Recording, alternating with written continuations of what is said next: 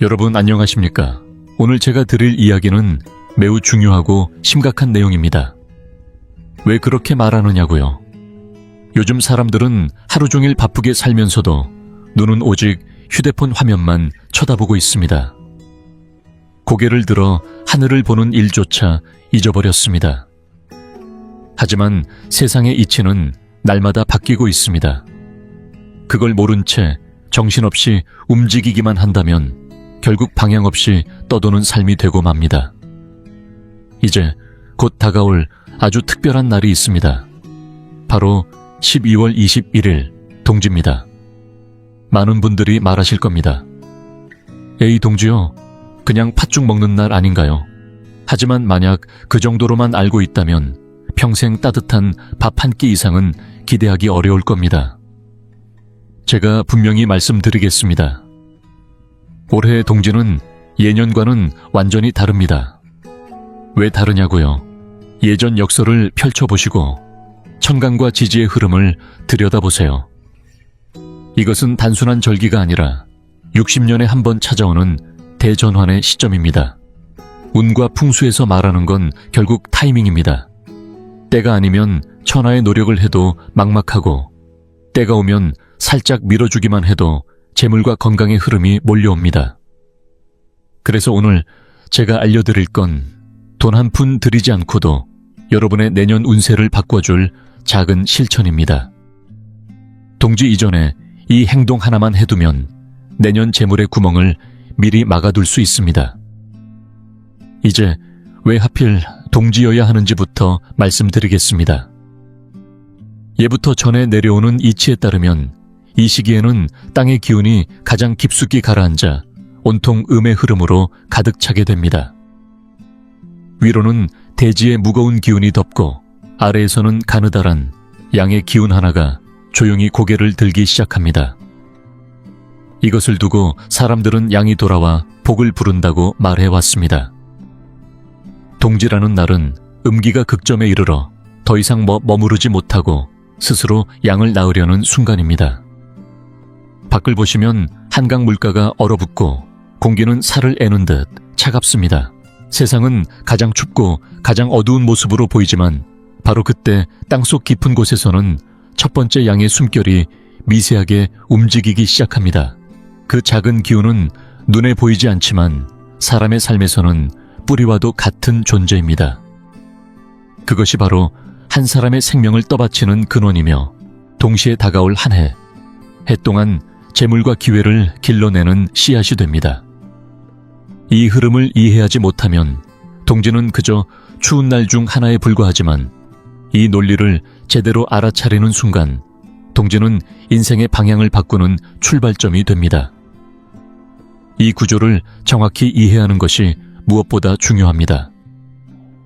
요즘 같은 겨울철 왜 그렇게 손발이 시렵고 밤에는 잠도 자꾸 깨는 걸까요? 많은 분들이 그 이유를 단순히 나이 탓으로 돌리시지만 사실은 우리 몸속에 가장 근본적인 불꽃, 즉 신장의 양기가 꺼져가고 있기 때문입니다. 한의학에서는 겨울을 신장의 계절이라고 부릅니다. 이때 양기가 제대로 올라오지 않으면 아무리 좋은 음식을 먹고 아무리 운동을 해도 몸이 차갑고 순환이 막혀버립니다. 특히 발이 시렵고 배가 차고 잠결에 화장실을 몇 번씩 들락거린다면 그것은 단순한 노화가 아니라 몸의 가장 깊은 뿌리인 지기가 마르고 있다는 신호입니다.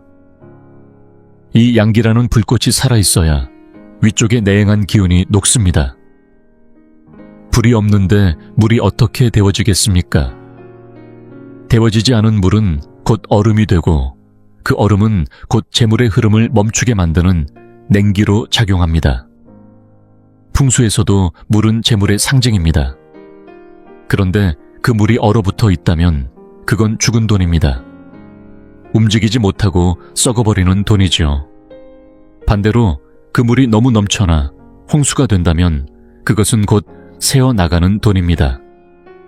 내 손에 들어와도 잡아둘 수 없는 돈입니다. 그러면 어떤 물이 좋은가요? 적당히 따뜻하고 흐름이 부드러운 불기운을 머금은 물.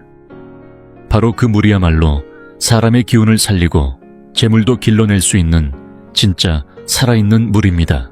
그렇다면 이 얼음을 녹일 불씨는 어디서 얻을 수 있을까요? 바로 겨울에 한복판 동지라는 절기에서 시작됩니다. 음기가 극에 달하고 해가 가장 짧아지는 그날 땅속 아주 깊은 곳에서부터 첫 번째 양기의 불꽃이 살며시 꿈틀거리기 시작합니다. 그 미세한 양기의 기운을 잘 붙잡고 내 몸의 에너지와 연결시킬 수만 있다면 얼어붙은 내 재운도 몸의 순환도 전부 다시 살아나기 시작합니다. 올해의 동지는 더욱 특별합니다. 오은육기의 흐름으로 보았을 때 이런 음양이 바뀌는 강한 전환점은 60년에 한 번 오는 매우 귀한 시간입니다. 하늘과 땅의 기운이 가장 가깝게 교차하는 바로 그 지점. 만약 이 순간에 당신이 내면의 불씨를 잘 품고 외적인 작은 물건 하나를 통해 자연의 자기를 감응시킬 수 있다면 내년 한 해는 말 그대로 뒤집히는 한 해가 될 것입니다. 이건 미신이 아닙니다. 눈에 보이지 않아도 존재하는 에너지의 법칙이자 자석처럼 끌어당기는 자기장, 그리고 우리 몸과 자연이 하나로 연결되어 있다는 한의학의 기본 원리입니다. 황제내경에도 이렇게 나옵니다. 겨울철에는 반드시 그 기운을 감추어야 한다. 무엇을 감추라는 걸까요? 바로 그 첫 번째, 양기의 불씨. 그 생명의 근본을 잘 덮어두라는 뜻입니다. 그런데 지금 사람들은 어떻게 살고 있습니까? 겨울인데도 발목 드러난 바지를 입고 추운 밤에 땀날 정도로 운동을 하고 끝내는 얼음처럼 찬 음료까지 들이켜고 있습니다. 이게 무슨 의미인지 아십니까? 자기 집안 불씨를 길바닥에 내던지고 있는 겁니다. 양기는 곧 당신의 집이고 당신의 뿌리입니다. 그걸 밖에 내놓고 다 태워버리면 내년 봄에 무엇으로 새싹을 틔우겠습니까? 겨울의 기운을 잘 감추지 못하면 봄이 되어도 새싹이 올라오지 않습니다. 올라오지 않으면 꽃도 피지 못하고 열매도 맺지 못합니다. 결국 수확이 없는 해가 되는 것이죠. 돈이 없다는 건 수확이 없다는 말이고 수확이 없다는 건 기운이 이미 겨울에 죽었다는 의미입니다. 그래서 우리가 돈을 벌고 싶다면, 재물이 들어오게 하고 싶다면 그보다 먼저 해야 할 일은 내 몸을 잘 살리는 것입니다. 몸이란 작은 우주고 세상은 그 바깥에 큰 우주입니다. 이 두 개가 서로 연결되지 않으면 아무리 세상이 바뀌어도 내 삶은 변하지 않습니다. 저는 늘 환자들에게 이렇게 말합니다. 복잡한 검사 수치에 너무 매달리지 마시고 손발이 따뜻한가, 배가 차갑진 않은가, 그걸 먼저 보라고요. 만약 동지날이 되어도 손발이 시리고 배가 차갑다면 당신은 내년에 아무리 기회를 만나도 붙잡기 어렵습니다. 에너지가 위로 전달되지 않으면 기혈이 움직이지 않고 기혈이 멈추면 판단력도 흐려지고 행동력도 떨어집니다. 그러니 눈앞에 황금이 있어도 눈이 흐려져 보지 못하고 있어도 놓치게 됩니다. 머릿속이 안개 낀 듯 뿌옇다면 절대로 기회를 붙잡을 수 없습니다. 그래서 제가 말씀드리는 겁니다. 주머니 안에 넣어야 할 작은 물건 하나가 반드시 필요하다는 걸요. 이건 단순한 물건이 아니라 하나의 상징입니다. 한의학에서도 때로는 본약보다 약의 그림자가 더 중요합니다. 방향을 잡아주는 인도약이 있어야 진짜 약효가 병소까지 도달하는 것이죠. 우리가 넣어야 할 물건도 마찬가지입니다. 내 몸의 에너지와 동진할 하늘과 땅 사이에서 솟아오르는 첫 양기의 불꽃을 서로 연결해주는 달이 바로 충전선 같은 역할을 합니다. 이걸 이야기하기 전에 저는 반드시 원리를 먼저 설명드리고 싶었습니다. 무조건 따라하는 건 미신이지만 그 의미를 알고 행하면 그건 의식이고 지혜입니다. 왜 해야 하는지를 알아야 당신의 마음에서 힘이 생깁니다. 사상의학에서도 말합니다. 어떤 병은 음에서 시작되지만 마음이 먼저 무너지면 그 병은 깊어집니다. 그래서 예로부터 마음이 크게 약해졌을 때는 부자라는 약을 씁니다.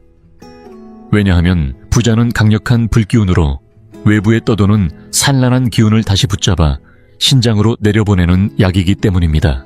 이처럼 내 몸에 불을 붙이고 기운을 돌게 하는 건 결국 내 안의 불씨를 다시 살려내는 데서 시작됩니다. 요즘은 한약이라도 아무렇게나 먹으면 큰일 나는 세상입니다.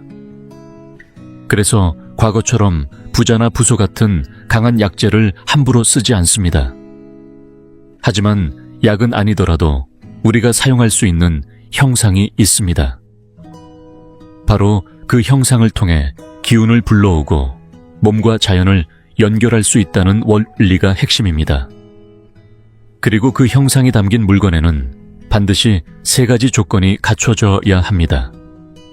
첫째, 반드시 씨앗이어야 합니다. 왜 씨앗이냐고요? 겉으로 보기엔 아무 생명 없는 말라 비틀어진 콩 한 톨 같지만 그 안에는 나무를 키우고 숲을 만드는 무한한 생명력이 담겨 있습니다. 흙 속에 묻힌 작은 씨앗 하나가 거목으로 자라나는 힘, 그게 바로 생시형의 시작이고 동지는 그 씨앗을 심는 날입니다. 둘째, 색이 맞아야 합니다. 불의 기운을 상징하는 색은 빨강기고 땅의 기운을 상징하는 색은 누렇습니다. 불이 흙을 낳고 흙이 금을 낳습니다. 즉, 부와 건강 생식과 기운은 모두 이 불과 흙에서 시작됩니다. 그러니 반드시 불의 기운과 땅의 기운을 동시에 품은 씨앗을 골라야 합니다. 셋째, 수슈가 맞아야 합니다. 예로부터 홀수는 양이고 짝수는 음이라 했습니다. 우리가 겨울의 음기를 꺾고 그 안에서 양의 생명을 피워내려면 반드시 홀수의 힘이 필요합니다. 단 하나라도 빠지면 그 조화는 깨지고 맙니다. 여기까지 들으신 분들은 어렴풋이 감을 잡으셨을 수도 있습니다. 그러나 아직 아닙니다. 이제부터가 더 중요합니다. 자, 다시 사회를 돌아보면 요즘 모두가 입을 모아 말합니다. 돈 벌기 너무 어렵다. 장사도 안 된다. 하지만 진짜로 돈이 사라진 걸까요? 아닙니다. 돈은 여전히 세상에 흐르고 있습니다. 다만 그 흐름이 내 쪽으로 오지 않을 뿐입니다. 왜 그럴까요? 그것은 내 기운, 내 자리의 장이 어긋나 있기 때문입니다. 내 기운이 차갑고 닫혀 있고 어두우면 돈은 오지 않습니다. 돈은 따뜻하고 활기찬 곳, 생명이 움직이는 곳을 좋아합니다. 가만히 생각해 보세요. 나이 들어도 여전히 성공한 사람들, 70, 80을 넘겨도 목소리에 힘이 있고 눈빛이 반짝이는 분들, 그들은 바로 중기가 꽉 차 있는 사람들입니다. 중기란 몸속 중심의 기운, 즉 비위에서 오는 생명력입니다. 한의서 황제내경에서도 말하지요. 비위는 후천의 본신장은 선천의 뿌리라 했습니다. 이제 동지라는 날은 선천의 뿌리에서 불씨를 다시 붙이고 후천의 비위를 따뜻하게 데워야 하는 시기입니다. 선천의 불이 일어나야 후천의 땅이 따뜻해지고 따뜻해진 땅에서만 금이 돋고 재물이 자라납니다. 그래서 제가 여러분께 준비하라고 한 그 물건은 꼭 바지 주머니에 넣어야 합니다. 왜 하필 바지 주머니일까요? 위쪽은 하늘 양의 기운입니다. 아래쪽은 땅음의 기운입니다. 양은 움직임, 음은 저장입니다. 바지 주머니는 다리 근처 하체에 가장 가깝고 특히 우리의 단전, 즉 가장 깊은 에너지의 창고와 연결되어 있습니다. 이곳은 몸이 가장 오랫동안 기운을 쌓고 가장 오랫동안 지켜내는 생명의 창고입니다. 이 자리에 씨앗을 넣어야 땅속에 심는 효과가 있는 것입니다. 반대로 상의 주머니, 즉 가슴에 가까운 곳에 넣으면 어떻게 될까요? 불기운이 너무 강해 씨앗이 타버립니다. 불과 흙의 조화가 깨지는 것이죠. 바로 이 때문에 꼭 하체 주머니, 그것도 다리와 가까운 아래쪽 주머니에 깊숙이 넣어야 합니다. 이건 땅과 이어지는 연결선, 즉 접지의 원리입니다. 요즘 사람들 중에는 발뒤꿈치가 땅에 닿지도 않고 바닥을 스치듯 걷는 경우가 많습니다. 그런 분들이 돈을 벌기 어렵다는 건 이미 오래전부터 내려온 진리입니다.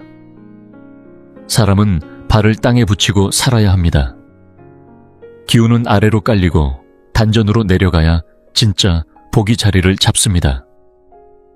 우리가 주머니 속 그 물건을 통해 몸에 신호를 주는 이유도 여기에 있습니다. 기운이 위로만 떠 있으면 마음은 산란해지고 판단은 흐려지며 실행력은 떨어집니다. 기운이 단전으로 모이면 생각은 선명해지고 선택은 분명해지며 운도 따라오게 됩니다. 게다가 올해는 60년에 한 번 오는 매우 희귀한 조합입니다. 예로부터 천간과 지지는 60년을 한 주기로 도는데 매년 같은 동지라고 해도 그 구성과 기운의 조합은 전혀 다릅니다. 해마다 태양이 돌아오는 길은 같아도 그 해의 날씨 기운, 땅의 흐름은 다릅니다. 마치 같은 불로 밥을 지어도 솥에 든 쌀이 다르면 전혀 다른 밥이 되는 것과 같습니다. 특히 올해의 동지는 나무를 막는 금기운이 매우 강하게 작용합니다. 그래서 그런지 올해 들어 유난히 마음이 불안하고 초조하며 우울하다는 분들이 많습니다. 바로 이것이 정기의 흐름이 막혀 생긴 증상입니다. 기운이 막히면 생각이 나오지 않고 생각이 막히면 행동도 멈춥니다. 그 결과 재물은 들어오지 않고 용기는 사라지며 분노만 남게 됩니다. 이런 흐름을 뚫기 위해 필요한 것이 바로 온기입니다. 차가운 겨울의 물기운, 즉 신장의 수기가 너무 세기 때문에 여기에 따뜻함을 더해줘야 합니다. 뜨거운 물이 있어야 나무가 자라고 물고기도 살아 숨쉬지 않겠습니까? 이럴 때 필요한 것이 바로 우리 조상님들의 지혜입니다. 약을 먹어도 되고 따뜻한 음식을 마셔도 좋지만 오늘 제가 드리려는 것은 바로 작은 풍수의식, 삶 속에서 운을 불러오는 풍수의 씨앗입니다. 자, 우리가 주머니에 넣을 세 가지는 단순한 물건이 아닙니다. 이 세 가지가 모이면 음양오행이 조화를 이루는 작은 우주가 형성됩니다. 이것을 저는 삼원기운의 포장이라 부릅니다. 이걸 미신이라 생각하지 마세요. 요즘 과학에서도 양자역학은 의식이 물질을 움직인다고 말합니다. 우리가 마음을 담고 형상을 만들고 뜻을 실으면 그것은 현실이 됩니다. 그 작은 붉은 씨앗, 누런 곡물종이 한 장이 내일의 복이 되고 내년의 운이 됩니다. 그걸 손에 쥐고 입 안으로 마음을 불어넣는 순간 그건 단순한 콩이 아니라 당신 인생의 시작점이 됩니다. 동지날 이 작은 의식 하나가 바로 하늘과 땅나와 우주가 만나는 그 접점입니다. 마음을 잃으면 아무리 귀한 약도 효과 없습니다. 반대로 정신이 맑게 모이면 맹물 한 잔도 보약이 됩니다. 그래서 동지는 단순한 절기가 아니라 내 마음속의 불씨를 붙잡고 다시 내 안의 중심을 되살리는 날입니다. 이제 모든 이야기는 준비가 끝났습니다. 진짜 중요한 질문은 이것입니다. 대체 무엇을 어떻게 얼마나 어디에 담아야 하는가? 이건 그냥 콩 몇 알 넣는다고 되는 게 아닙니다. 그 안에 숨겨진 섬세한 원리와 순서가 분명히 존재합니다. 가장 먼저 우리가 준비해야 할 재료는 바로 붉은 팥입니다. 왜 하필 붉은 팥일까요? 이 작은 곡물은 단순한 식재료가 아니라 몸 안에서 불을 일으키는 상징이자 하늘과 땅을 잇는 하나의 열쇠입니다. 붉은 팥은 붉은색을 띠고 있으니 당연히 불의 기운을 품고 있고 그 모양은 작지만 신장과 닮아 있어 수기와도 연결됩니다. 즉, 불과 물의 조화를 이룬 유일한 씨앗이라 할 수 있습니다. 우리 몸 안에서 불과 물이 만나야 기운이 돌고 생명이 살아납니다. 붉은 팥은 하늘의 기운, 즉 심장의 불기운을 아래로 끌어내려 신장과 이어주며 이로써 심신의 연결, 곧 생명의 가장 기본적인 순환을 돕는 역할을 합니다. 많은 분들이 요즘 잠을 잘 못 자고 자꾸 깨어나는 이유도 바로 이 연결이 끊어졌기 때문입니다. 불은 위에서 타고 물은 아래에서 새어나가니 기운은 소진되고 몸은 말라갑니다. 붉은 팥은 바로 이 순환을 다시 잇는 씨앗입니다. 그렇다고 한 움큼 넣는 건 아닙니다. 수량이 매우 중요합니다. 이때 필요한 붉은 팥의 수는 정확히 3알입니다. 왜 3알이냐고요? 3은 불의 수이며 생명의 수입니다. 하늘과 땅, 그리고 사람을 상징하는 이 셋이 합쳐질 때 비로소 모든 일이 싹트기 시작합니다. 3알의 붉은 팥은 천지인 삼재 정기신 삼보를 상징하며 진정한 생명력의 시작을 의미합니다. 하지만 불만 있다고 되는 것은 아닙니다. 불은 타고 사라지는 기운입니다. 이를 받쳐줄 그릇, 즉 토의 기운이 필요합니다. 불이 타오르기 위해선 흙이 있어야 하고 흙이 있어야만 그 위에 재물이 맺히고 에너지가 저장됩니다. 그래서 필요한 것이 바로 노란 콩 혹은 껍질 있는 현미입니다. 노란색은 땅의 색이며 비위의 기운을 상징합니다. 비위는 창고이고 재물을 저장하는 곳입니다. 비위가 튼튼해야 돈도 모이고 기운도 쌓입니다. 노란 콩 대신 껍질 있는 곡식도 가능합니다. 껍질이 있어야만 씨앗이 살아있고 기운을 품고 있기 때문입니다. 현미나 벽시 같은 곡물은 흙 속에서 싹을 틔울 준비를 마친 생명의 알갱이입니다. 이 노란 콩은 몇 알이 필요할까요? 정답은 7알입니다.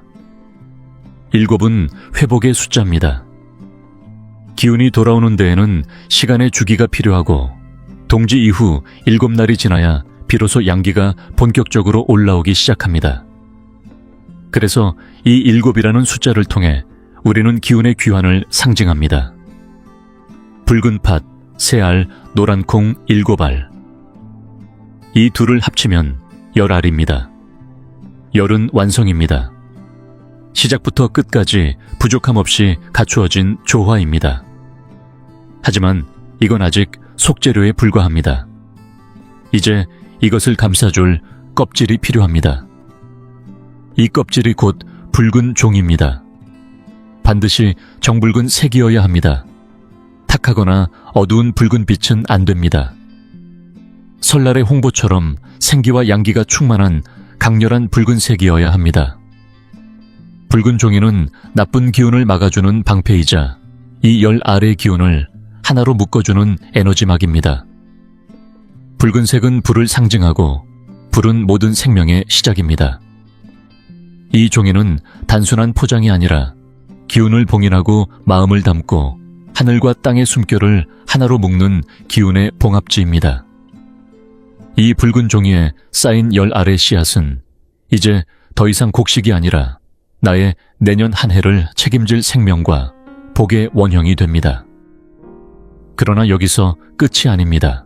언제 만들 것인가, 어떻게 만들 것인가 만들며 마음속에 어떤 생각을 품어야 하는가, 어디에 넣을 것인가, 남성과 여성 어린이와 노인에 따라 무엇이 달라져야 하는가, 이 모든 디테일이 제대로 맞아떨어져야 진짜 효력이 생깁니다. 한의학에서도 약 하나의 배합 시각 하나의 차이로 사람이 살아나기도 반대로 위험해지기도 합니다. 시간 한치, 방향 한치 틀려버리면 기운은 들어오지 않습니다. 그래서 이 작은 의식 하나에도 철저한 정성과 정확한 원리가 필요합니다. 이제부터 말씀드릴 그 방법이야말로 진짜 하늘과 통하는 통로입니다. 아무렇게나 따라하지 마세요. 마음이 담겨야 비로소 기운이 움직입니다. 동짓날에는 단지 하루만 중요한 것이 아닙니다. 그날 안에서도 정확한 시간대가 결정적인 열쇠가 됩니다. 매년 동지의 절입 시각은 달라집니다. 올해의 동지는 특히 더 중요합니다.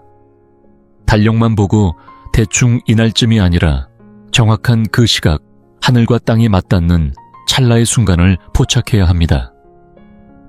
우리는 그 결정적인 기점을 기준으로 그 전에 모든 준비를 마치고 그 순간이 지나자마자 바로 주머니에 넣는 것, 그것이 핵심입니다. 이 순간은 마치 위성이 발사되기 직전 카운트다운이 끝나고 점화가 일어나는 그 찰나와도 같습니다. 타이밍을 놓치면 로켓이 날아가지 못하듯 기운 또한 연결되지 않습니다.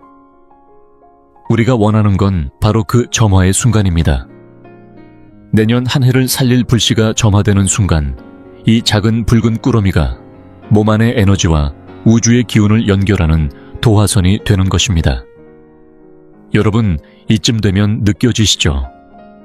이건 단순히 재물을 끌어오는 행위가 아닙니다. 이건 명상이고 수행이며 내 안을 정돈하는 수련의 과정입니다. 생각해보세요. 한겨울 추운 날 스스로를 위해 붉은 종이를 고르고 콩을 세고 손바닥 위에 하나하나 올려보는 그 시간.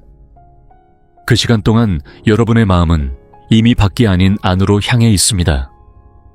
세상 소음에서 벗어나 숨결 하나에도 집중하는 그 고요함 속에서 여러분은 이미 운의 문 앞에 서 있는 것입니다. 마음이 고요해지면 기운은 아래로 내려옵니다. 기운이 내려오면 순환이 시작되고 순환이 시작되면 비로소 운이 붙기 시작합니다. 결국 운이란 하늘에서 떨어지는 복이 아니라 내가 준비한 기운에 따라 들어오거나 흘러가는 기회일 뿐입니다. 이 모든 것은 준비의 정성 마음의 고요함, 그리고 정확한 시간의 선택에서 시작됩니다. 동짓날 단 한순간의 집중이 내년 3년 65일을 바꾸는 출발점이 될 수 있습니다. 제가 만난 수많은 환자들 중에 병이 깊어진 분들, 또 가난이 오래된 분들을 보면 공통점이 하나 있습니다. 다들 너무 급했고 너무 조급했습니다. 마음이 조급하면 숨도 급해지고 생각도 앞서가다 비어버립니다. 아무리 열심히 노력해도 결국 끝엔 남는 게 없습니다. 그래서 저는 오늘 동지가 주는 교훈을 말씀드리고 싶습니다. 때가 되면 키우고 때가 오기 전엔 반드시 숨기고 아껴야 한다는 그 지혜입니다. 이제 준비한 세 알의 붉은 팥과 7알의 노란 콩을 붉은 종이에 정성껏 싸는 첫걸음이 끝났다면 그 다음은 접는 방법입니다. 종이를 아무렇게나 돌돌 말아 뭉치거나 비닐봉지처럼 대충 싸서는 안 됩니다. 반드시 정해진 모양으로 정성껏 접어야 기운이 그 안에 머물고 복이 자리를 잡습니다. 가장 이상적인 형태는 삼각형이나 직사각형입니다. 단정하고 안정적인 모양이 재물의 기운을 담는 그릇이 됩니다.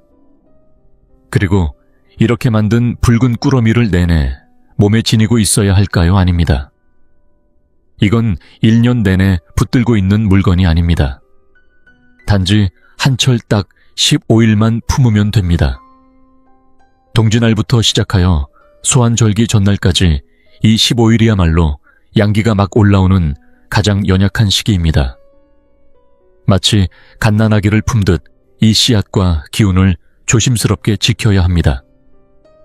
이 시기가 지나면 양기는 제자리를 잡고 이 붉은 꾸러미도 자신의 역할을 마칩니다. 자세만 따라한다고 되는 건 아닙니다. 마음이 빠져 있다면 그건 빈 껍데기에 불과합니다. 형식은 형, 마음은 신입니다. 이 둘이 만나야 기가 생깁니다. 마음의 법과 행동의 법이 하나로 합쳐질 때 비로소 진짜 기운이 움직이고 하늘과 땅의 흐름이 내 삶과 맞닿게 되는 것입니다. 자, 이제 여러분은 준비가 끝났습니다. 붉은 팥, 세 알, 노란 콩 7알, 그리고 정성스럽게 고른 정홍색 종이. 이 세 가지가 모두 준비되었다면 이제는 기적을 목격할 차례입니다. 이 단순해 보이는 씨앗들과 종이가 어떻게 내년 한 해의 재운과 건강 흐름을 바꾸는지 확인할 시간입니다. 하지만 그 안에도 몇 가지 절대 놓쳐서는 안 될 핵심 요소가 있습니다. 하나라도 잘못되면 전체 흐름이 어그러집니다. 바로 시간 방향 접는 방식, 마음의 상태, 그리고 마지막 귀속의식까지 이 모든 것이 정확해야만 합니다. 첫 번째는 시간의 선택입니다. 동지는 12월 21일이지만 하루 종일 아무 때나 해도 되는 게 아닙니다. 어떤 분들은 자정 무렵, 그러니까 밤 12시쯤이 가장 좋다고 하십니다. 왜냐하면 그때가 음과 양이 교차하는 순간이기 때문이죠. 물론 이론상 맞는 말입니다. 하지만 여러분, 우리는 지금 명상을 하려는 것이 아닙니다. 기운을 끌어내고 사업과 재물 실생활에 쓸 양기를 확보하려는 것입니다.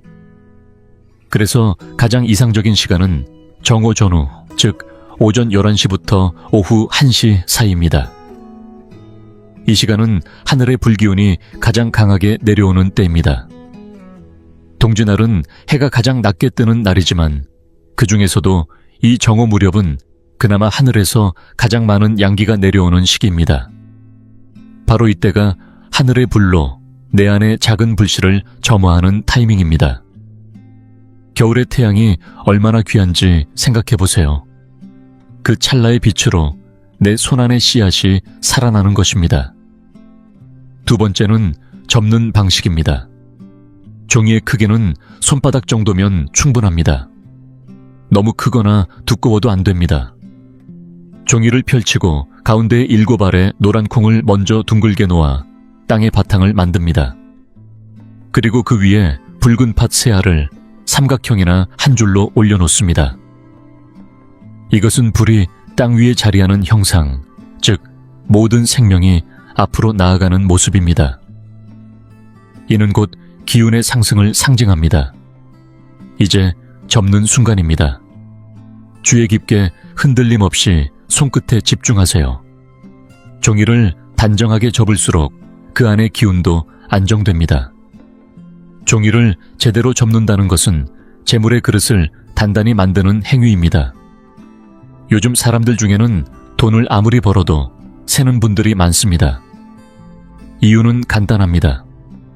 기운이 담기는 그릇에 구멍이 있기 때문입니다. 종이를 정갈하게 접는 그 순간 당신은 스스로의 재물 창고를 봉합하고 있는 셈입니다. 세 번째는 기운을 연결하는 호흡법입니다. 시간이 정고가 되었을 때 햇살이 있다면, 햇빛 아래 서고 없다면 집안에서 남쪽을 바라보며 자리를 잡으세요. 손에는 접은 붉은 꾸러미를 오른손에 들고 그 손을 배꼽 아래에 댑니다. 이곳이 바로 기운의 중심, 우리의 하단전입니다. 눈을 감고 입을 다문 채 코로 깊게 숨을 들이마십니다. 마시는 동안 머리 위로 붉은 태양이 떠올라 그 빛이 정수리를 통해 몸 안으로 스며드는 모습을 그립니다. 기운이 척추를 따라 흐르고 단전까지 도달하는 장면을 상상하며 숨을 멈추고 셋을 속으로 셉니다. 그동안 손안의 붉은 꾸러미에 따뜻한 기운이 차오르는 것을 느껴보세요. 손바닥이 따뜻해졌다면 기운이 연결된 것입니다. 이제 천천히 내쉬며 내 몸속에 쌓여있던 찬 기운, 가난의 기운, 피로의 기운을 발바닥을 통해 땅으로 내보냅니다. 이 과정을 3번 반복합니다. 마치 겨울에 씨앗을 심고 물을 주고 햇빛을 비추는 것처럼 기운이 정착되게 합니다. 모든 호흡이 끝나면 붉은 꾸러미를 조심스럽게 바지 주머니에 넣습니다.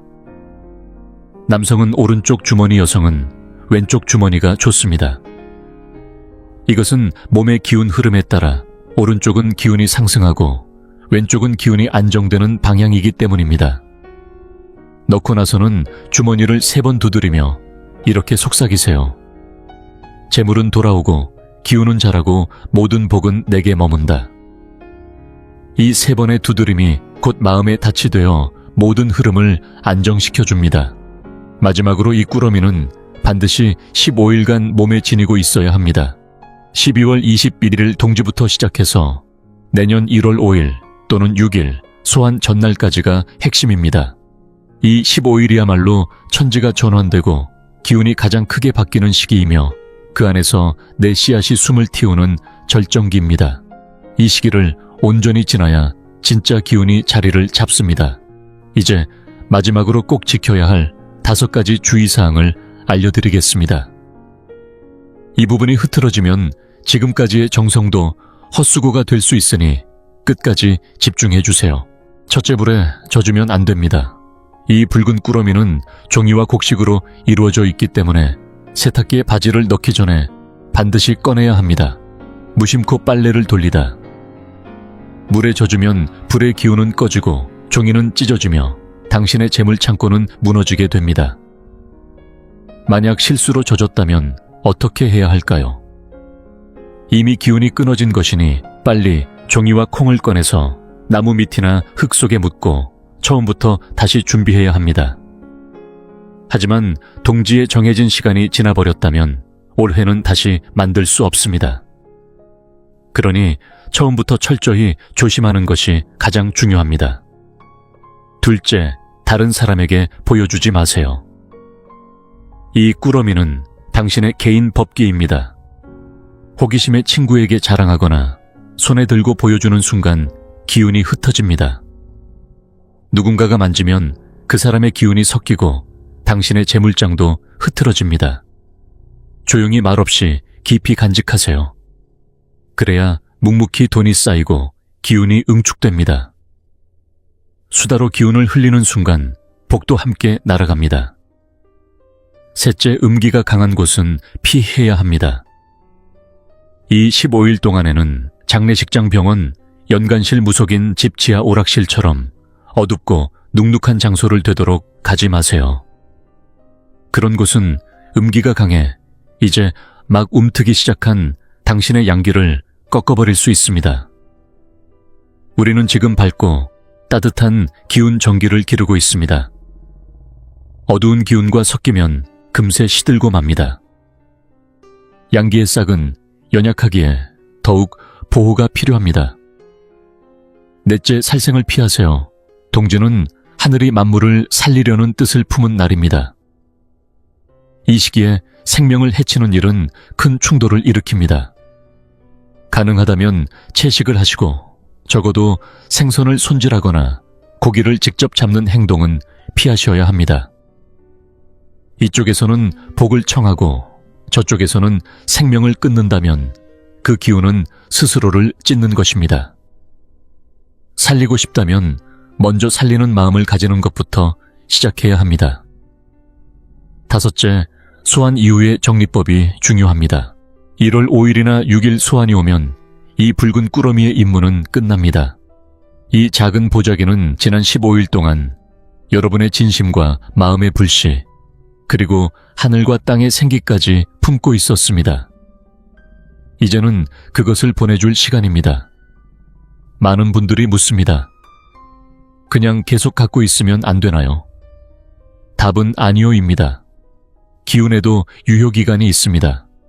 너무 오래 품고 있으면 오히려 기운이 썩고 새로운 운의 흐름을 막아버릴 수 있습니다. 그럼 어떻게 처리해야 할까요? 3가지 방법이 있습니다. 가장 하급의 방법은 그냥 불에 태우는 겁니다. 재물의 기운을 연기로 날려보내는 것이죠. 이건 그저 심리적 위안일 뿐 실질적 효과는 없습니다. 중간 단계는 붉은 종이를 태우고 그 안에 콩을 삶아 먹는 것입니다. 이는 내가 그 기운을 몸속으로 들이겠다는 의지의 상징입니다. 특히 노란 콩은 비위에 좋으니 건강에도 도움이 됩니다. 다만 이 방법도 단회성에 그치며 한철 쓸 에너지를 한 끼로 소진하는 격입니다. 가장 고급의 방법은 바로 씨앗을 심는 것입니다.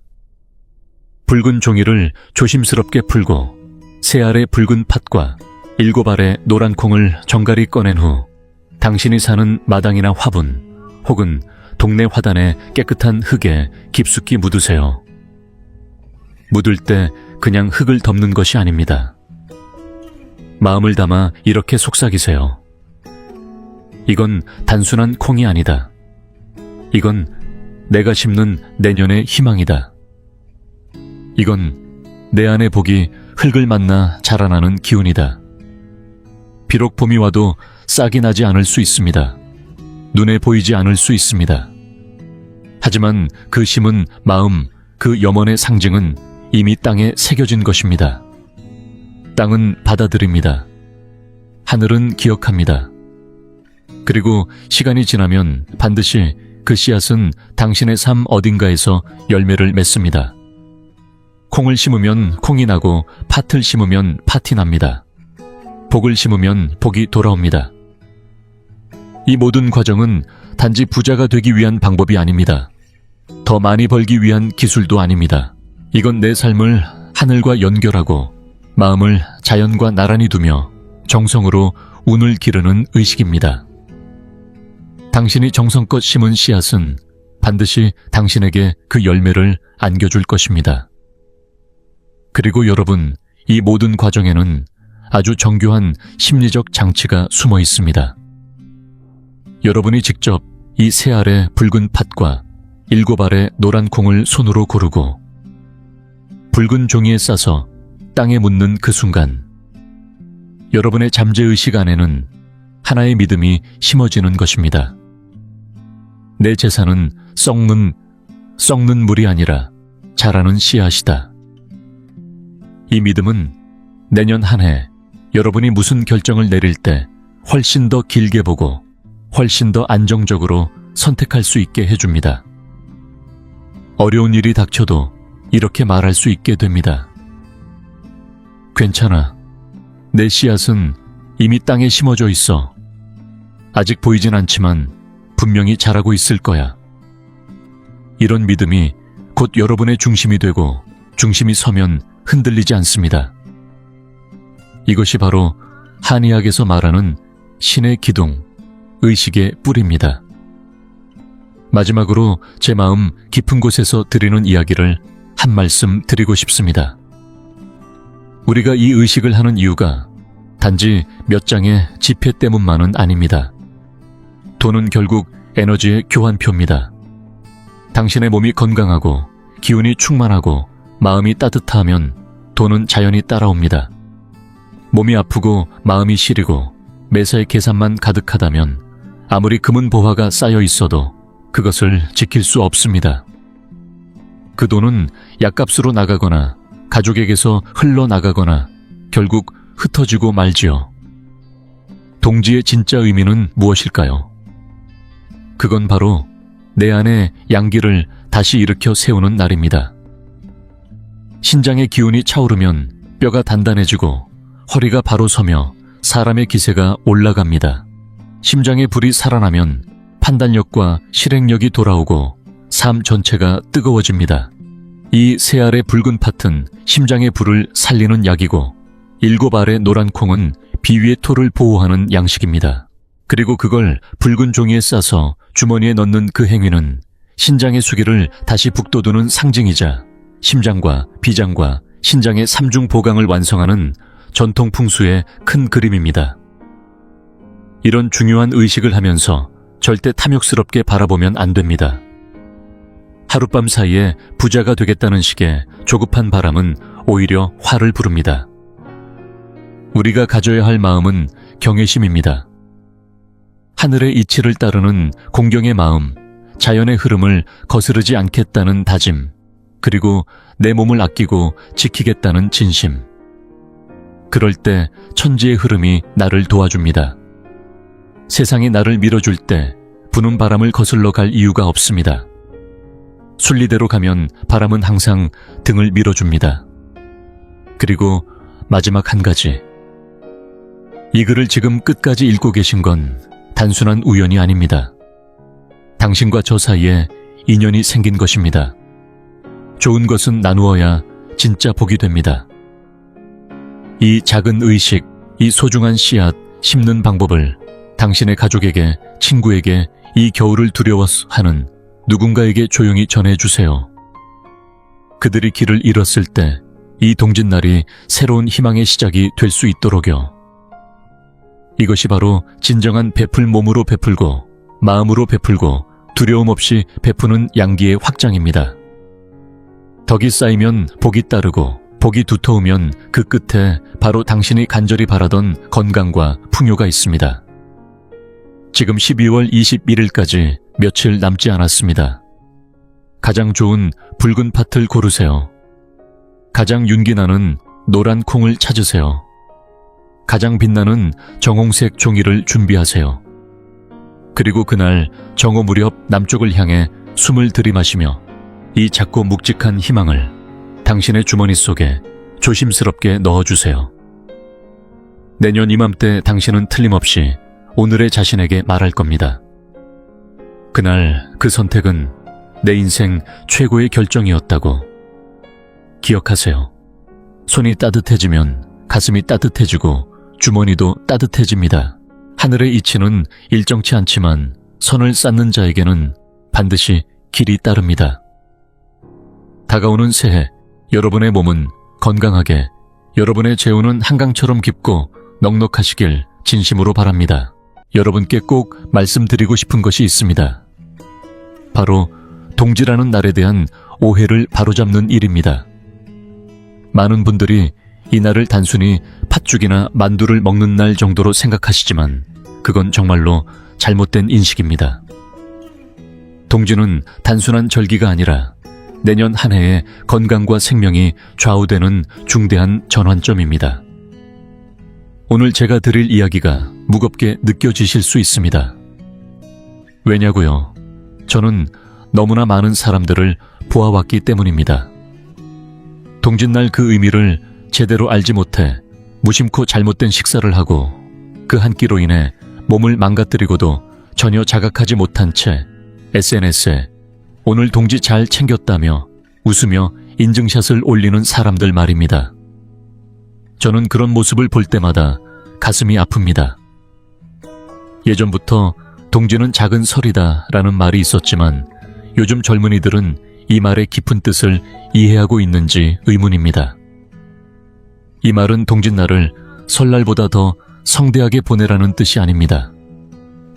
그 말의 진짜 의미는 몸과 건강의 관점에서 보면 동짓날이 설보다 훨씬 더 중요한 날이라는 뜻입니다. 왜 제가 물리적인 원리로 설명드리느냐고요? 그게 가장 쉽게 이해되기 때문입니다. 여러분, 꼭 기억하세요. 한의학은 곧 물리이고 우리 몸은 작은 우주입니다. 동짓날은 음력이 아닌 양력달력을 봐도 알 수 있습니다. 북방구에서 이날은 해가 가장 짧고 밤이 가장 긴 날입니다. 태양은 남회 귀선 쪽으로 멀리 물러나 있고 밖은 얼어붙을 만큼 춥고 땅은 흔들릴 듯 음기가 극에 달한 시점입니다. 그런데 기억하십시오. 음이 극에 달하면 반드시 양이 시작되는 법, 이게 바로 천도의 이치입니다. 가장 차갑고 어두운 그 순간 땅속 깊은 곳, 다시 말해 여러분 몸속 가장 깊은 곳에서 아주 미약한 양기가 처음으로 피어오르기 시작합니다. 이것을 우리는 양기생기라고 부릅니다. 몸을 마치 땅속 깊은 겨울굴처럼 상상해 보십시오. 그 양기는 갓 돋아난 여린 새싹 한 줄기이자 이제 막 불이 붙으려는 가녀린 성냥불 한 점입니다. 이 불꽃이 약하냐고요? 너무나 약합니다. 살짝만 바람이 불어도 금세 꺼져버릴 정도고 그 새싹은 너무 여려서 발끝으로 살짝만 밟아도 금세 지식겨져 버립니다. 하지만 여러분, 이 아주 미세한 양기의 불씨야말로 내년 여러분 건강의 씨앗이 됩니다. 내년에 몸이 가뿐하게 움직이고 심장이 힘차게 뛰고 손발이 따뜻하게 유지될 수 있느냐는 바로 이 씨앗이 살아남느냐에 달려 있습니다. 만약 여러분이 동짓날 이 씨앗을 따뜻하게 잘 감싸주고 지켜낸다면 그것은 마치 새싹 위에 포근한 이불을 덮어주는 것이고 꺼질 듯한 불씨 앞에 손으로 바람을 막아주는 것과 같습니다. 그렇게만 하면 봄이 오는 순간 이 양기가 온몸으로 퍼져나가고 여러분의 건강도 자연스럽게 좋아지는 겁니다. 만약 여러분이 동짓날에 제대로 알지 못한 채 몸을 차갑게 만드는 음식들을 먹거나 기운을 소모하는 행동을 한다면 그건 무엇과 같을까요? 갓 피어난 작은 불꽃 위에 얼음물을 그대로 붓는 것과 같습니다. 아니면 갓 땅을 뚫고 올라온 여린 새싹 위를 무거운 군화로 짓밟는 것과 다를 바 없습니다. 그 여린 불꽃은 순식간에 꺼지고 그 연약한 생명은 싹도 피우지 못한 채 사라지는 겁니다. 이 작은 불씨와 여린 새싹은 바로 내년 여러분 몸속 건강의 씨앗이었습니다. 그런데 그걸 이렇게 짓밟아 버린다면 도대체 내년을 무엇으로 버텨내시겠습니까? 그래서 제가 단언하듯 말씀드립니다. 이건 단순히 한 끼 밥을 먹는 문제가 아닙니다. 이건 자신의 목숨을 걸고 밥상 앞에 앉는 일입니다. 지금 그 밥상 위에 놓인 것이 음식이 아니라 여러분의 운명일 수도 있다는 사실을 반드시 기억하셔야 합니다. 제가 직접 겪은 실제 이야기를 하나 들려드리겠습니다. 이게 바로 음양의 이치를 모르고 살았을 때 어떤 결과를 맞게 되는지 보여주는 사례입니다. 재작년쯤 40을 조금 넘긴 남성 환자 한 분이 저를 찾아왔습니다. 이분은 금융업에 종사하며 큰돈을 벌던 사람이었고 평소에도 건강관리에는 상당히 신경을 쓰던 분이었습니다. 그런데 무엇을 믿었느냐 하면 서양식 영양 이론만을 철석같이 믿었습니다. 채소와 과일은 날것으로 먹어야 영양이 살아있고 익히면 다 망가진다고 굳게 믿고 있었던 겁니다. 그해 동짓날 대부분의 집에서는 따뜻한 양고기 국을 끓이고 만두를 빚으며 몸을 드고 있었지요. 조상들이 수백 년 동안 전해 내려온 몸의 기운을 살리는 지혜입니다. 하지만 이분은 달랐습니다. 그런 음식은 열량이 높고 기름져서 몸에 해롭다고 여겼습니다. 동짓날 저녁 거래처 사람들을 초대해 고급 식당에서 식사를 했는데 상 위에 오른 것은 깊은 바다에서 온 생선회와 차갑게 식힌 대게 그리고 한가득 담긴 생채소 샐러드였습니다. 본인은 그것이 품격 있고 깔끔한 건강식이라고 생각했습니다. 밖에서는 눈이 펑펑 내리고 있었지만 그는 실내에서 차가운 음식에 얼음 맥주까지 곁들이며 속까지 시원해야 좋다고 말했습니다. 그런데 결과가 어땠을까요? 식사를 마친 지 2시간도 차에 되지 않아 집으로 돌아가는 차 안에서 갑자기 몸이 무너졌습니다. 가슴 위에 커다란 돌을 얹어 놓은 듯한 통증이 밀려왔고 식은땀이 비오듯 쏟아지며 손발은 시체처럼 차가워졌습니다. 동승한 사람들이 혼비백산에 급히 서울의 한 대학병원으로 옮겼고 검사 결과는 급성 심장 이상이었습니다. 밤새 응급처치를 거쳐 겨우 목숨은 건졌지만 그 이후로는 사람이 완전히 달라졌습니다. 조금만 움직여도 숨이 가쁘고 얼굴빛은 잿빛이 되었으며 심장의 힘은 예전의 절반도 남지 않았습니다. 나중에 그가 다시 저를 찾아와 물었습니다. 평소 검사 수치도 정상이고 건강하다고 자신했는데 왜 갑자기 이런 일이 생겼느냐고 말입니다. 저는 단호하게 말했습니다. 눈에 보이는 혈관만 탓하지 말라고요. 차가운 기운은 검사 화면에 찍히지 않습니다. 동짓날 몸속의 따뜻한 기운은 본래 아주 미약한 상태입니다. 바람 속의 등불처럼 겨우 버티고 있는 때이지요. 그런데 그날 밤 생선회와 되게 차가운 술 같은 극도로 찬 것들을 한꺼번에 들이부었습니다. 마치 얼음 덩어리를 통째로 위장에 쏟아부은 셈입니다. 위장은 따뜻한 기운으로 음식을 녹여 소화하는 곳입니다. 갑작스럽게 들어온 차가운 것들을 처리하려고 위장은 심장의 힘을 끌어다 쓸 수밖에 없습니다. 그런데 하필 그날은 동짓날이었습니다. 심장의 불씨 자체가 약해져 있는 날이지요. 기름이 거의 떨어진 등잔에서 마지막 남은 기름까지 억지로 퍼낸 꼴이 되어버린 겁니다. 그 순간 심장의 따뜻한 기운은 바닥이 났고 피는 굳어 흐르지 못했습니다. 그래서 심장이 멈춰 설 뻔한 것입니다. 결국 그 한 끼 식사가 잘못된 시간에 잘못된 음식을 선택한 대가로 남은 인생을 약에 의존하며 살아가게 만들었습니다.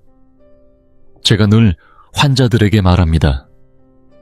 병을 고치는 것은 비교적 쉽지만 생명의 뿌리를 되살리는 것은 매우 어렵다고 말입니다. 감기나 열 정도는 약 한 첩으로 땀 한 번 내면 나아질 수 있습니다. 하지만 자신의 뿌리를 스스로 잘라버린 경우라면 그건 신의 손을 빌려도 쉽지 않습니다. 동짓날의 움트는 그 작은 따뜻한 기운의 씨앗. 바로 그것이 여러분 몸의 뿌리라는 사실을 절대 잊어서는 안 됩니다. 요즘 젊은 여성들 사이에 유행하는 게 뭔지 아십니까? 한겨울에도 짧은 치마를 입고 발목을 훤히 드러낸 채 돌아다니는 겁니다. 동짓날인데도 아이스크림을 퍼먹고 찬 우유에 얼음을 띄워 마시며 이게 행복이다 라고들 합니다. 어르신들도 마찬가지입니다. 냉장고에서 꺼낸 찬 밥과 반찬을 그냥 아까워서 드시는 분들 많습니다. 여러분, 이런 걸 단순한 습관이라고 생각하십니까? 아닙니다. 오늘 찬물 한 바가지를 붓고 내일 또 한 바가지를 붓다 보면 결국 그 불씨는 살아남을 수가 없습니다. 그렇게 시간이 흐르고 나서야 손발이 늘 시리고 온몸이 아무리 덮어도 따뜻해지지 않는다고 하소연합니다. 생리통이 매달 침대에 쓰러질 만큼 심해지고 겨울만 되면 기침이 떨어지지 않아 고생하고 나중에는 병원에 가서 검사를 해보니 덜컥 암이라는 진단까지 받게 되는 겁니다. 그때야 뒤늦게 저를 찾아오며 살려달라고 하시는데 제가 해드릴 수 있는 말은 단 하나입니다. 이미 수년 전 어느 동짓날 당신 스스로 그 생명을 살릴 수 있는 불씨를 그 어린 양기에 싹을 손으로 꺾어버린 겁니다. 여러분, 지금 이 이야기는 그저 겁을 주려는 게 아닙니다. 저는 지금 단단한 몽둥이 하나 들고 여러분을 정신 차리게 하려고 온 겁니다. 이건 단순한 식사 이야기가 아닙니다. 생명과 연결된 아주 중요한 이야기입니다. 이제는 마음속에 어떤 울림이 조금은 생기셨겠지요. 그렇다면 동짓날 이 밥상에서 함부로 고르지 말아야 한다는 걸 분명히 기억하십시오. 이쯤 되면 분명히 물어보실 겁니다. 도대체 어떤 음식들이 그렇게 위험하다는 말입니까? 시장에서 파는 거고 다들 좋다고 하는데 뭐가 문제냐고 말이죠. 하지만 정말 무서운 적은 항상 칼을 들고 정면으로 오는 게 아닙니다. 웃는 얼굴로 영양 가득하다고 위장한 채 여러분의 식탁 위에 놓인 음식들이야말로 진짜 적입니다. 지금도 당신은 그 음식들을 부모님께 자녀에게 정성스럽게 올리고 있을지도 모릅니다. 하지만 그건 따뜻한 보양식이 아니라 한겨울에 양기의 싹을 날려버리는 냉기의 폭탄입니다. 특히 동짓날엔 절대 피해야 할 5가지 음식이 있습니다.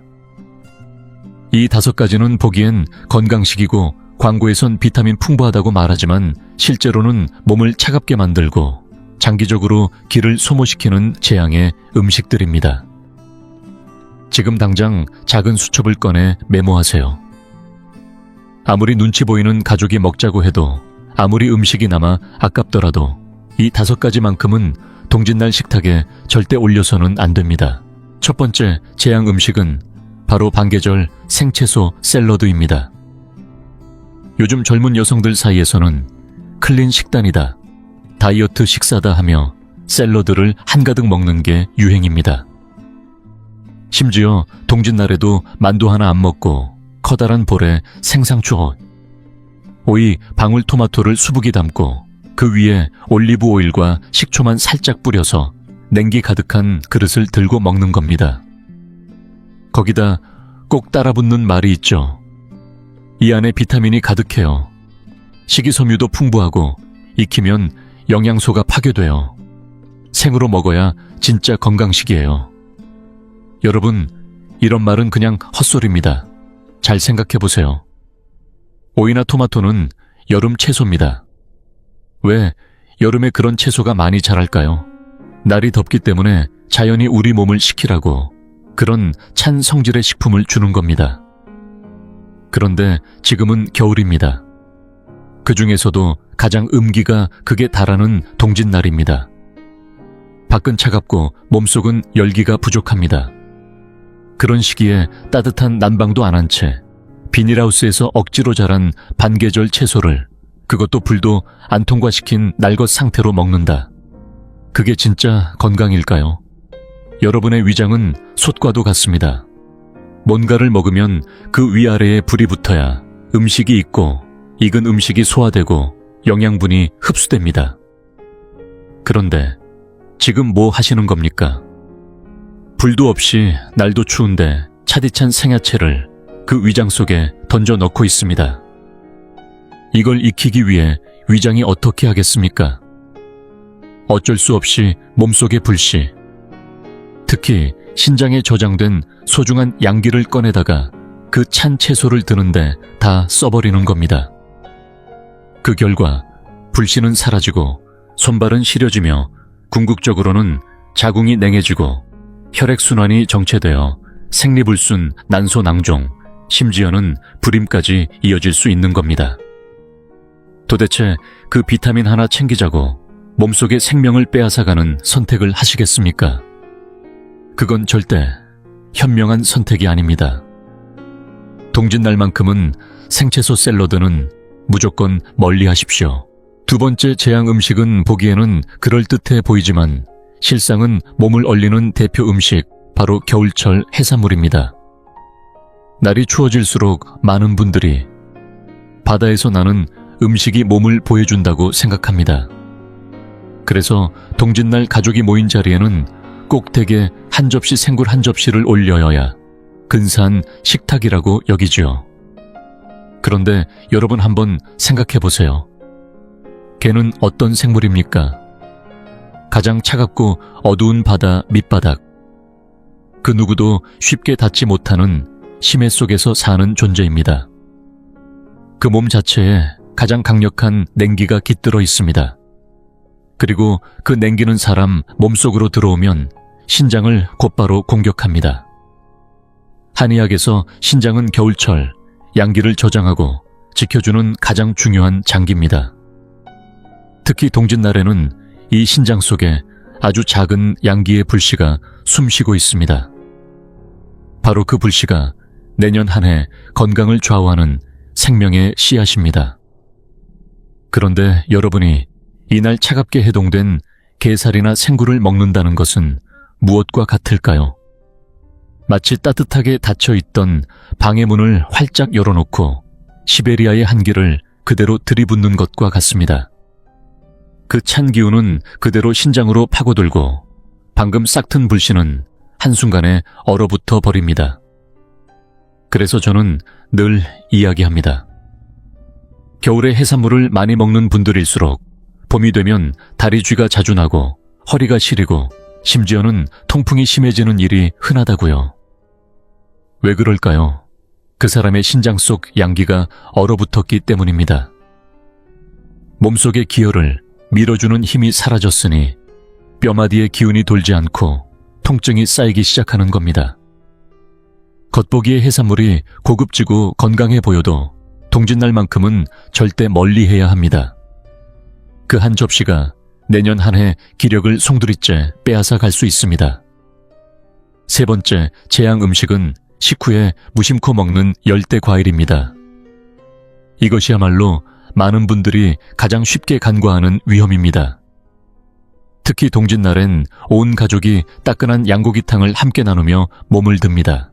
그 국물 한 숟갈, 그 따뜻한 기운이 몸속 깊은 곳까지 퍼지며 겨우 깨어난 양기를 지켜주는 역할을 합니다. 그런데 밥이 끝나자마자 종업원이 예쁘게 담긴 과일 접시를 내오고 그 위엔 차디찬 수박, 바나나 용과 같은 과일들이 한가득 올라와 있지요. 그걸 보고 사람들은 이렇게 말합니다. 밥 먹고 입가심 좀 해야지. 소화도 되고 상쾌하고 얼마나 좋아.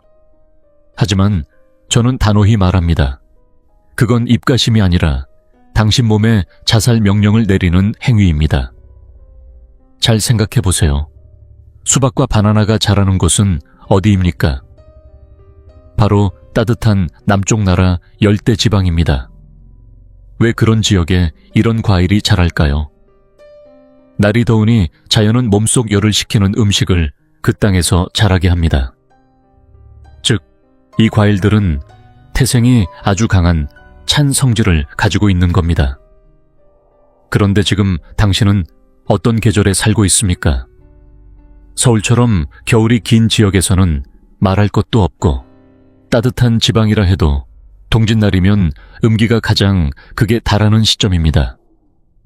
마침내 몸을 따뜻하게 덮여줄 수 있었던 그 귀한 국밥 한 그릇을 먹고 난 직후 이 찬 과일 한 조각을 입에 넣는 순간 그건 마치 갓 달아오른 붉은 쇳덩이를 갑자기 찬물에 집어넣는 것과 같습니다. 어떻게 되겠습니까? 갈라지고 깨지고 폭발합니다. 우리의 비장과 위장이 바로 그 쇠입니다. 그 뜨거운 열기를 간신히 되살려 놓았는데 찬 과일로 정통으로 찬물을 끼얹는 격이지요. 결국 어떻게 되느냐고요.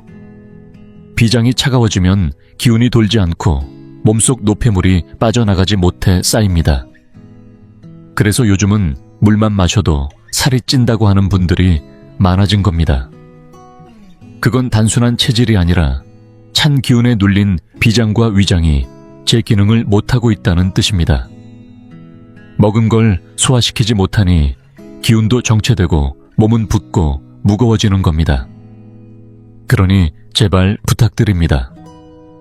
밥 한 끼 잘 챙겨 드시고 나서 후식으로 차가운 열대 과일을 드시는 일, 특히 동짓날만큼은 반드시 멈추셔야 합니다. 당신의 속을 망가뜨리는 건 디저트 접시 하나일 수 있습니다. 네 번째 재앙 음식은 바로 몸속 불을 끄는 대표적인 음식 쓴맛, 나는 채소와 녹두탕입니다. 평소 건강을 유난히 챙기는 어르신들 중에는 열이 많다, 몸이 자주 화끈거린다며 겨울철에도 일부러 쓴 채소를 챙기고 녹두탕을 데워서 드시는 분들이 있습니다. 특히 동짓날이면 이렇게 말하곤 하시죠. 양고기는 너무 뜨거우니까 나는 고기 대신 녹두를 먹고 입가심으로는 쓴 채소를 먹을래. 그래야 속이 덜 답답하거든. 여러분, 그건 정말 위험한 착각입니다. 동짓날은 평소보다 더더욱 우리 몸속의 양기가 간신히 한 줄기 피어나는 시점입니다. 그 양기 하나가 마치 황금처럼 귀한 시기인데 그 불씨를 일부러 꺼버리는 일이 바로 지금 벌어지고 있는 겁니다. 녹두는 맞습니다. 100가지 독을 푼다고 할 만큼 좋은 해독제입니다. 하지만 그 효능은 여름에만 해당됩니다. 찜통더위에 몸이 끓을 때, 그때 한 그릇의 녹두탕은 열을 내리고 몸을 식히는데 탁월합니다. 마찬가지로 여름철에 쓴 채소도 그 기능을 제대로 발휘합니다. 하지만 겨울 그 중에서도 동짓날에 이걸 먹는다는 건 완전히 다릅니다. 잘 생각해 보세요. 지금 몸속에서 힘겹게 작동하고 있는 건 작은 보일러 하나입니다. 그 보일러가 우리 몸 구석구석을 드기 위해 애쓰고 있는데 쓴 음식과 녹두탕은 그 보일러를 꺼버리는 찬물을 끼얹는 일입니다. 마치 따뜻한 집을 드는 일꾼을 갑자기 해고해버리는 것과도 같습니다. 그 순간은 시원하고 개운할지 모르겠지만 그 대가는 결코 가볍지 않습니다. 보일러가 꺼진 몸은 이후로 긴 겨울 내내 얼어붙은 듯한 상태로 지냅니다. 속은 차고 오장육부는 기운이 돌지 않으며 면역력은 급속도로 떨어집니다. 그리고 그 결과 겨울철만 되면 감기부터 시작해서 몸살 기침 기관지염에 제일 먼저 쓰러지는 사람이 바로 당신이 됩니다. 이건 결코 과장이 아닙니다. 열을 다스리려다 생명까지 꺼뜨리는 어리석음은 이제 그만 멈추셔야 합니다. 동짓날 쓴 음식과 녹두탕은 절대 피해야 할 음식이라는 사실을 꼭 기억하십시오. 몸을 차게 만드는 것 그 자체가 병의 시작입니다. 다섯 번째 재앙 음식은 아침마다 무심코 꺼내 마시는 바로 그 한 컵 냉장고 속의 우유와 요구르트입니다. 이 부분은 제가 꼭 강하게 말씀드려야겠습니다. 요즘 광고를 보면 매일 한 잔의 우유가 아이의 키를 키우고 뼈를 튼튼하게 만들고 소화를 돕는다고 말합니다. 그 말을 철석같이 믿은 어머니들은 동짓날 아침에도 아무 의심 없이 냉장고에서 꺼낸 차가운 우유 한 통을 아이 손에 쥐어주고 꿀꺽꿀꺽 마시게 합니다. 여러분, 이건 절대 그냥 넘길 일이 아닙니다. 우유는 원래 송아지를 위한 식품입니다. 사람의 위장과는 체질 자체가 맞지 않는 데다 그 성질은 차고 끈적이며 기운을 눌러버리는 성향을 가지고 있습니다. 더구나 문제는 온도입니다. 냉장고에서 꺼낸 우유는 보통 섭씨 4도 반면 우리 위장은 37도의 따뜻한 상태를 유지해야만 제 기능을 합니다. 그런데 동짓날처럼 온몸의 불씨가 막 살아나기 시작한 그 아침에 차갑고 끈적한 우유 한 컵을 들이킨다는 건 무슨 뜻일까요? 그것은 마치 갓 올라오기 시작한 해를 갑자기 구름으로 가려버리는 격입니다. 위장은 이 찬 액체를 드기 위해 필사적으로 에너지를 끌어다 써야 하고 그 과정에서 귀중한 양기가 순식간에 소모됩니다.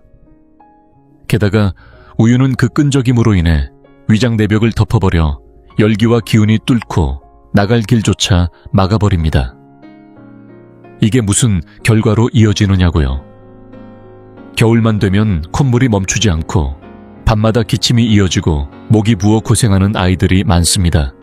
알레르기성 비염 편도와 코 뒤쪽 조직이 커지는 증상, 그리고 기침이 오래도록 낫지 않는 원인 중 상당수가 바로 이 냉장 우유에 있습니다.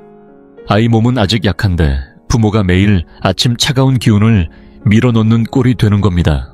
그렇게 만든 몸은 바이러스가 가장 좋아하는 환경이 됩니다. 따뜻한 기운은 사라지고 습기와 냉기가 가득한 내부는 곧 세균의 온상이 됩니다. 사랑하는 자녀에게 면역력을 심어주는 것이 아니라 병균이 자라기 좋은 온실을 만들어주고 있다는 사실 제발 잊지 마십시오. 동짓날 아침 냉장고 속 우유는 절대 입에 대지 마시길 바랍니다. 그 한 잔이 몸의 불씨를 꺼뜨리는 차디찬 폭탄이 될 수 있습니다.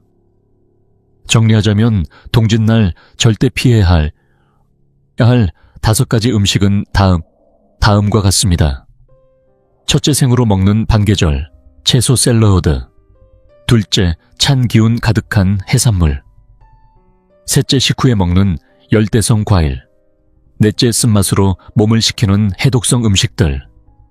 다섯째, 냉장고에서 꺼낸 차가운 우유와 요구르트. 이 5가지는 단순한 음식이 아닙니다. 그날 하루의 식단이 곧 한 해 건강의 방향을 결정짓는 만큼 이 5가지 중 무엇이든 하나라도 먹는다면 그 한 해 내내 몸이 차고 기운이 꺾이고 질병이 따라붙을 수 있습니다. 이쯤 되면 어떤 분들은 마음속에서 조용히 불안해지실 겁니다. 큰일 났다. 나 작년 동짓날에 딱 저렇게 먹었는데, 그러니까 올해 내내 몸이 왜 이렇게 안 좋았던 건가? 맞습니다. 원인을 찾으셨다면 이제는 바로잡을 기회도 있는 겁니다. 그렇다면 지금 이미 몸이 냉해진 분들은 어쩌란 말인가요? 이미 양기가 많이 빠져나갔고 손발이 차고 피로감도 심하고 기운도 없는데 이게 다 늦은 건가요? 아닙니다. 여러분, 희망은 아직 남아 있습니다. 한의학은 본디 사람을 살리는 의학입니다. 병의 근원을 짚었다면 반드시 그 병을 되돌릴 방법도 함께 존재합니다. 아직 숨이 붙어 있고 가슴 속에서 심장이 뛰고 있다면 꺼져가던 불도 다시 살릴 수 있습니다. 몸이 얼음덩어리처럼 식었다고요. 아무리 차가운 몸이라도 방법만 맞으면 다시 따뜻하게 피어오를 수 있습니다. 이건 제 과장이 아닙니다. 실제로 제가 본 수많은 환자들이 바로 이 5가지를 끊고 나서 서서히 천을 되찾고 맥이 살아나고 기운이 돌기 시작했습니다.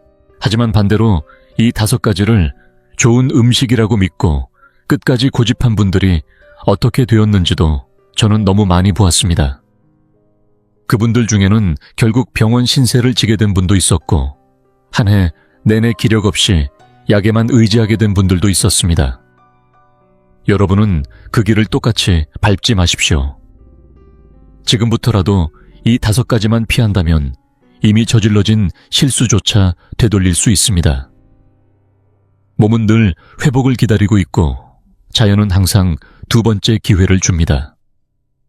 지금 이 말을 듣고 있는 이 순간이 바로 그 기회를 붙잡을 타이밍입니다. 절대 늦지 않았습니다. 예전에 제가 상담했던 60대 중반의 어르신 한 분이 계십니다. 공직에 오래 계셨던 분으로 외모도 단정하고 생활 습관도 깔끔하셨지요. 그런데 그분에게는 한 가지 확고한 믿음이 있었습니다. 바로 나는 열이 많다는 것이었습니다. 조금만 더우면 얼굴이 화끈거리고 금방 잇몸이 붓거나 변비가 생기니 평생을 두고 열을 내려야 건강하게 산다는 생각을 고수해오신 분이었습니다. 그래서 늘 고집처럼 드시던 것이 있었습니다. 고운의 여름뿐 아니라 한겨울에도 쓴맛 나는 차를 마시고 녹두를 달여 찬 기운으로 속을 식히셨습니다.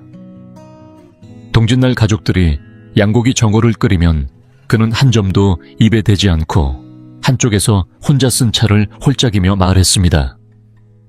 너희는 그 뜨거운 걸 먹고 어찌 견디냐? 나는 내 방식대로 청결하고 장수할 거야. 하지만 그렇게 살아오신 그분이 지난해 겨울 갑작스런 복통을 호소하며 병원에 실려 가셨고 검사 결과는 모두를 충격에 빠뜨렸습니다. 말기 대장암이었습니다. 가족들이 검사 사진을 들고 제게 찾아와 혹시 희망이 있는지를 물었을 때 저는 사진을 보고 조용히 한숨을 내쉴 수밖에 없었습니다. 여러분, 왜 이런 일이 벌어졌을까요? 서양의학은 유전자 변이니 세포 돌연 변이를 말하지만 저는 자연의 원리, 즉 기운의 흐름으로 설명드리고 싶습니다. 강물이 흐를 때는 절대 썩지 않습니다. 그러나 기온이 급격히 떨어지고 흐름이 멈추면 결국 물은 얼어붙고 단단한 빙괴가 되어갑니다. 몸도 마찬가지입니다. 나이가 들며 양기가 약해지는 것은 자연스러운 일이지만 문제는 그 양기를 지켜줘야 할 시기에 오히려 쓴 음식과 찬 음료로 계속 꺼버렸다는 점입니다. 이 어르신의 장 속에는 더 이상 따뜻한 기운이 흐르지 않았습니다. 전부가 차가운 기운이었고 그 결과 혈액은 그곳에서 정체되고 기운은 멈췄으며 마침내 딱딱한 응어리, 즉 종양이 자리를 잡게 된 것입니다. 더 안타까운 것은 동짓날이야말로 그 꺼져가던 양기를 되살릴 수 있는 소중한 기회였다는 사실입니다. 그러나 그날조차 몸에 열이 많다며 고기를 멀리하고 찬 차만 마셨던 그 선택이 결국 그분의 생명을 되돌릴 수 없는 길로 이끈 것입니다. 여러분, 정말로 건강을 지키고 싶다면 열을 두려워하지 마시고 몸이 필요로 할 때는 기꺼이 따뜻하게 덮여주셔야 합니다. 동짓날의 양기는 생명을 다시 일으켜 세우는 마지막 불씨일 수 있습니다. 여러분, 오늘 제가 꼭 짚고 넘어가야 할 아주 단순하지만 중요한 물리 법칙이 하나 있습니다. 특히 서울이나 강원도처럼 겨울이 매서운 지역에 사시는 분들은 잘 아실 겁니다. 한겨울에 수도관을 보온 없이 방치하면 어떻게 됩니까? 얼어붙습니다. 그런데 단순히 얼기만 하는 게 아니라 얼면서 팽창해 안에서부터 압력이 생기고 결국은 펑 하고 파열됩니다. 이유는 명확합니다. 물이 얼면 부피가 늘어나기 때문입니다. 자, 이제 이 원리를 우리 몸에 대입해 보겠습니다. 혈관도 결국은 물이 흐르는 관입니다. 만약 동짓날같이 음기가 극에 달한 날에 여러분이 냉기 가득한 음식 5가지를 그대로 먹는다면 어떻게 될까요? 여러분의 혈액은 따뜻한 흐름을 잃고 점차 차가운 얼음 알갱이처럼 굳어지기 시작합니다. 그렇게 굳은 피는 혈관을 점점 밀어내고 결국은 어디선가 터지거나 막히게 되는 겁니다. 가슴에서 막히면 심근경색, 머리에서 막히면 뇌졸중입니다. 여러분도 경험 있으실 겁니다. 매년 겨울만 되면 갑작스럽게 쓰러지는 사람들. 특히 밤이나 새벽같이 가장 추운 시간대에 병원 응급실로 실려가는 사례가 유독 많아지는 이유, 바로 이 항이 때문입니다. 이건 단순한 기후가 아닙니다. 우리 몸속에서 벌어지는 물리적인 반응이고 누구에게나 똑같이 적용됩니다. 그리고 그 결과는 너무나도 뚜렷합니다. 실제로 제가 상담했던 한 젊은 여성은 다이어트를 핑계로 동짓날에도 샐러드만 먹었습니다. 과일과 생채소만 가득 담긴 접시 하나로 한 끼를 때운 것이죠. 몇 달 뒤 그녀는 면역력 저하로 인해 병원에 입원했고 남자친구와도 결국 이별을 맞았습니다. 반면 앞서 말씀드린 쓴차만 고집했던 그 어르신은 온 가족이 뜨거운 물수건으로 쌈에도 끝끝내 손발이 따뜻해지지 못한 채 세상을 떠나셨습니다. 그게 바로 양기가 완전히 꺼졌다는 신호입니다. 이처럼 음식 하나가 사람의 운명을 바꿉니다. 이제 다시 묻겠습니다. 여전히 동짓날에 그 한 접시 생선회 몇 점 건강해 보이는 과일 샐러드 한 그릇이 그저 가볍게 넘길 일이라고 생각하십니까? 아닙니다. 그것은 명백히 하늘과 내기를 거는 행위입니다. 단 한 끼의 선택이 당신의 한 해를, 아니 어쩌면 생명을 가를 수도 있습니다. 그리고 그 내기에서 우리는 절대 이길 수 없습니다. 이 사실을 지금 반드시 마음에 새기시기 바랍니다. 제가 지금까지 말씀드린 내용이 혹시 너무 충격적이었나요? 네, 맞습니다. 충격받으셔야 됩니다. 놀라고 두려워야 비로소 행동이 달라지니까요. 그런데 걱정하지 마십시오. 하늘은 항상 살 길도 함께 열어두었습니다. 이미 찬 음식 많이 드셨다고요? 손발이 얼음처럼 차고 온몸이 냉기로 가득하다고요? 괜찮습니다. 아직 숨이 붙어 있다면, 아직 심장이 뛰고 있다면 방법은 반드시 있습니다. 저는 포기하지 않습니다. 몸이 이렇게까지 냉해졌다고요. 그렇다면 지금부터 다시 따뜻하게 피워 올리는 법을 배우면 됩니다. 그것이 바로 진짜 한의학입니다. 한의학은 죽은 게 아니라 꺼져가는 불을 되살리는 의술입니다. 그래서 오늘 제가 드릴 처방은 화려하거나 복잡한 것이 아닙니다. 단 하나 가장 강력하고도 검증된 비법. 동짓날 반드시 해야 할 한 가지. 그것은 바로 당귀생강 양고기탕입니다. 인삼이나 녹용이 아닙니다. 그런 보약은 몸속에 불이 살아있을 때나 먹는 겁니다. 지금 여러분의 몸은 얼음 창고입니다. 그 상태에서 보약을 넣으면 화끈거리고 코피 납니다. 그래서 필요한 건 부드럽게 불을 되살릴 수 있는 속부터 덮이는 진짜 약식입니다. 양고기는 육류 중에서도 가장 따뜻한 성질을 지닌 순양의 고기입니다. 이 양고기를 불 위에 오래 끓이면 마치 아궁이에 무연탄을 넣은 것처럼 은은하고 강한 열기를 냅니다. 거기에 생강을 크게 썰어 넣으세요. 껍질은 절대 벗기지 마십시오. 껍질에 가장 강한 산한 작용이 있습니다.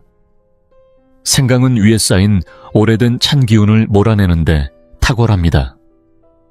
여기에 당귀를 더하면 피를 돌게 하고 신장을 따뜻하게 데워줍니다. 만드는 법은 간단합니다. 지방이 약간 있는 양고기 600g 정도에 껍질째, 생강 크게 두어 조각, 그리고 당귀 15g에서 20g. 이 세 가지를 물에 넣고 푹 끓여주세요. 국물이 우러날 때까지. 그리고 동짓날 아침 온 가족이 함께 둘러앉아 그 국을 한 그릇씩 떠서 마십니다. 그 따뜻한 국물 한 모금이 목을 타고 내려가면서 여러분의 아랫배에 따뜻한 기운이 퍼지고 발끝까지 온열이 퍼질 겁니다. 손끝이 다시 살아납니다. 그것이 바로 양기의 회복입니다. 만약 양고기를 못 드시는 분이라면 대안이 있습니다.